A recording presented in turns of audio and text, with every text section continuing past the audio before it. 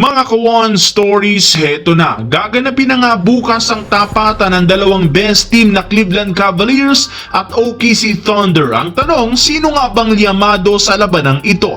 Tara't pag-usapan natin yan at talakayin ang trade proposal na nilabas ng Brooklyn Nets at ng Los Angeles Lakers. Pero bago yan, please don't forget to hit the notification bell at mag-subscribe sa aking channel.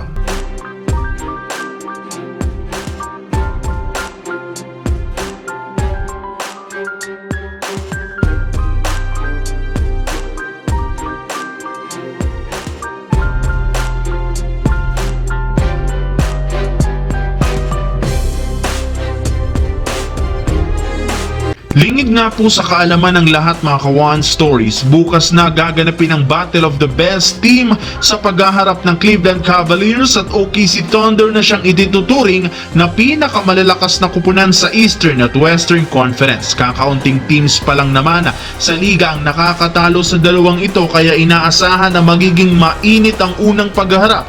Ngunit ayon sa ilang mga analyst, kahit man pareho silang malakas at mayroong napakagandang record at momentum mula sa kanilang hawak na win streak, liyamado pa rin dito ang Cavaliers na makuha ang panalo sa unang tapatan. Ito dahil meron nga silang hawak na home court advantage at mas kumpleto ang lineup kumpara sa Thunder na may ilang mga key player na hindi nakakapaglaro dahil sa injury. Kaya expected makukuha ng Cavaliers ng mas maagang tempo at momentum. Pero asahan pa rin ninyo na magiging dikit ang scoring sa kabuuan ng kanilang labanan. Samantala, pagkatapos nga po ng nakakahiyang pagkatalo ng Los Angeles Lakers laban sa Dallas Mavericks kanina nang walang Kyrie Irving at Luka Doncic, mismong si LeBron na ang nagsabi sa post-game interview na napakaganda nga daw talaga ng ginawang offensive scheme ng Dallas Mavericks para mabasag ang kanilang depensa na siyang naging rason ng kanilang pagkatalo. Sinisira naman ni LeBron James ang pagbibigay ulit nila sa Mavericks ng offensive rebounds.